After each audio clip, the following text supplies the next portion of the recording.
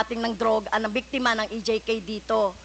Wala man, Davao man ako assign, ma'am. Hindi po, Hindi ito man katulad dito? nito, katulad niyan. Sinabi po Mr. Chair ng ating ni Mr. Duterte na pag may nahuli siya na sangkot sa droga o malalaking fish, tinatapon niya.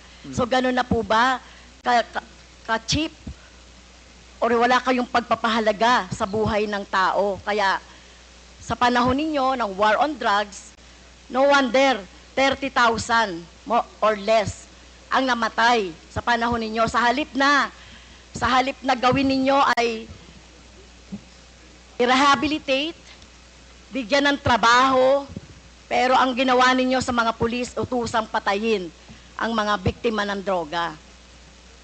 Tama po ba yun, Mr. Wala Chair? kasi akong trabaho maibigay sa kanila, ma'am, hanggang ngayon.